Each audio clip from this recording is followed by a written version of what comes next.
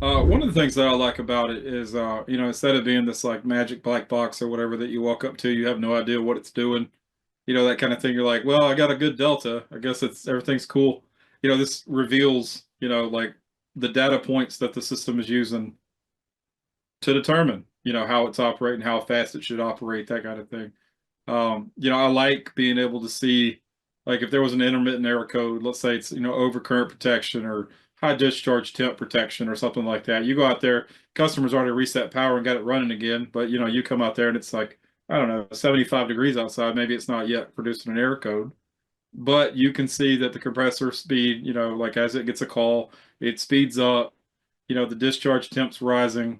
It starts to slow the compressor back down once it gets too hot, and then just kind of hangs out and chills there. Not, I mean, maybe on that day when it's 75 degrees outside, you got a good delta, but as soon as it's 90 degrees the next day, you can see where that would go. The more heat that I add to that system, the higher the discharge is going to go.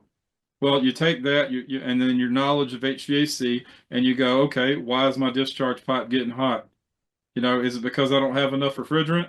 Well, the cool thing about our systems is that, yeah, fine, you don't have enough refrigerant when it's 75 outside. Nobody's complaining. If you don't have enough refrigerant when it's 95 outside, maybe that's the time when people complain. But with the service tool, you might be able to use that to, do preseason checks, that kind of thing before it becomes a problem.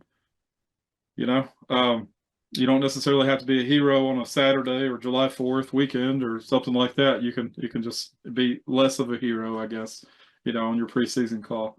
But yeah, I like the fact that you can see all the data. You can go on MultiPRO systems, the wired controllers do have some of that diagnostic information, which is great if that's what you got. But to be able to have one point of location and see the service information for the entire system in the palm of your hand. I mean, I don't know how else to say it. It's so much more simpler. If I get a guy on the phone and we're diagnosing a MultiPRO system and he has that service tool, I guarantee you that phone call is going to go a whole lot faster than if I'm having to have him go try to pull data off of separate controllers.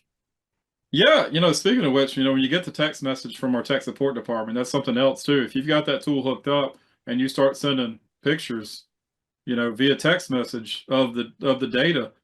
People are, often on the phone, but replying back to you already, already kind of conferencing with you, via text message.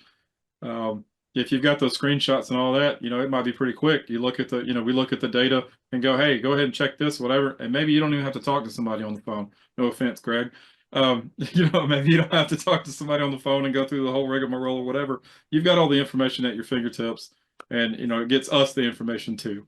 And everybody gets done quicker. You can spend your time, I don't know, washing the coil out or something.